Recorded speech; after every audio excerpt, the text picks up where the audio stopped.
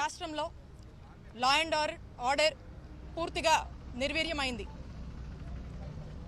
పోలీసులు వాళ్ళ ఒక విధులేంటండి, రాష్ట్రంలో రాష్ట్ర ప్రజల మాన ప్రాణాలు కాపాడాల్సినటువంటిది వారి బాధ్యత.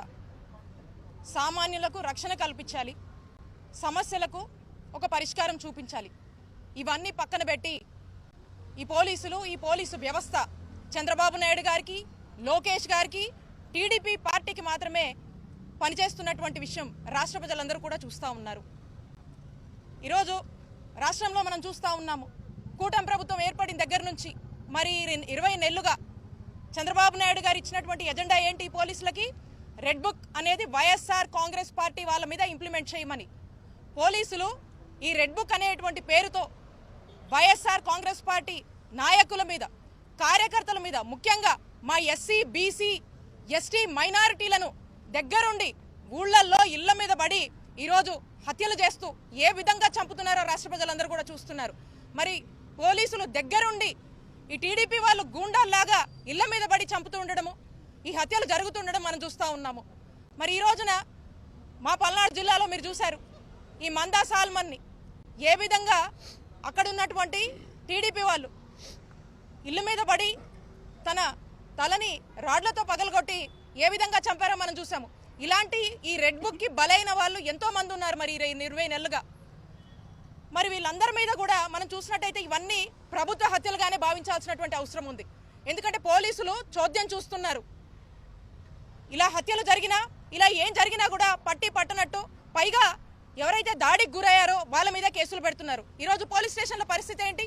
రాష్ట్రంలో ఏ సామాన్యుడు కానీ పోలీస్ స్టేషన్కి వెళ్ళి ఒక కంప్లైంట్ ఇస్తే ఆ ఎమ్మెల్యే కానీ, ఆ మినిస్టర్ కానీ, అక్కడ ఉన్నటువంటి మినిస్టర్ కానీ, లేదా చంద్రబాబు నాయుడు గారు ఆఫీస్ నుంచి చెప్తే కానీ ఎఫ్ఐఆర్ కట్టే పరిస్థితి లేదు.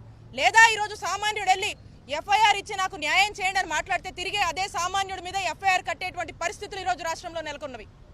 మరి ఇలాంటి పరిస్థితుల్ని, ఈ రెడ్ బుక్ బలైతున్నటువంటి ఈ ప్రాణాలని మరి ఇవన్నీ కూడా అడ్రస్ చేయాలి అని చెప్పి ఈరోజు వైఎస్ఆర్ కాంగ్రెస్ పార్టీ ఒక రిప్రజెంటేషన్ తీసుకొని డీజీపీ గారిని కలుద్దామని, ఈ మందా సాల్మన్ని ఏ విధంగా హత్య చేశారో దీని గురించి చెప్దామని వెళ్తే మరి డీజీపీ గారు number of times, YSR Congress party వాళ్ళు నంబర్ ఆఫ్ టైమ్స్ అనేక అంశాల మీద రిప్రజెంటేషన్ ఇవ్వాలని చెప్పి పార్టీ ఆఫీస్ నుంచి అపరెడ్డి గారు కావచ్చు, ఈమెయిల్స్ పెట్టి, అఫీషియల్గా లెటర్స్ పెట్టి, మరి మీడియాకు కూడా తెలుసు ఎన్ని అటెంప్ట్స్ చేస్తున్నామో, దేనికి స్పందించట్లేదు.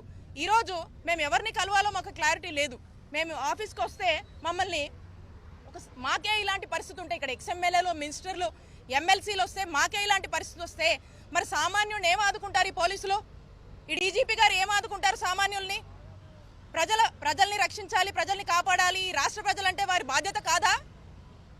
ఈ రోజున మమ్మల్ని అనేక ఇబ్బందులు పెట్టి ఆ తర్వాత ఫైనల్గా మేము ఇక్కడ గొడవ చేస్తే మేము మా పార్టీకి సంబంధించినటువంటి కార్యకర్త మందా సాల్మన్ చనిపోయాడు, ఇలా రెడ్ బుక్ అనేక మంది హత్యలు చేస్తూ ఉన్నారు, ఈ విషయం చెప్దాము అని చెప్పి వస్తే మరి దీన్ని పట్టించుకోకుండా ఏదో లైట్ తీసుకొని ఎక్కడో అక్కడ ఇచ్చిపోండి అని చెప్పారు. ఫైనల్గా ఏడీజీ గారి దగ్గరికి వెళ్తే మరి ఆ రిప్రజెంటేషన్ ఇవ్వడం జరిగింది. మేము ఒకటే చెప్తా ఉన్నాము, పోలీసులు దగ్గరుండి ఈ హత్యలు చేయిస్తూ ఉన్నారు.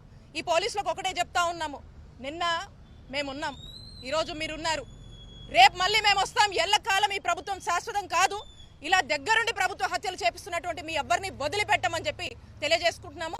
అలాగే ఈ మందా సాల్మన్ కుటుంబానికి మరి ప్రభుత్వం అండగా ఉండాల్సినటువంటి అవసరం ఉంది. వారికి ₹1 కోటి ఎక్స్గ్రేషియా ఇచ్చి వారి కుటుంబానికి ఒక 5 ఎకరాల వరకు కూడా పొలం ఇవ్వమని డిమాండ్ చేస్తూ ఉన్నాము. అండ్ తక్షణమే ఈ నిందితులు ఎవరైతే ఉన్నారో వారిని అరెస్ట్ చేయాలి. అలాగే వీళ్ళు ఎవరైతే ఈ మందా సాల్మన్కి సంబంధించి ఆ కేసుకు సంబంధించినటువంటి వాళ్ళందరినీ కూడా కఠినంగా వాళ్ళ మీద చర్యలు తీసుకోవాలని చెప్పి మేము వైఎస్ఆర్ కాంగ్రెస్ పార్టీ తరఫున డిమాండ్ చేస్తాం.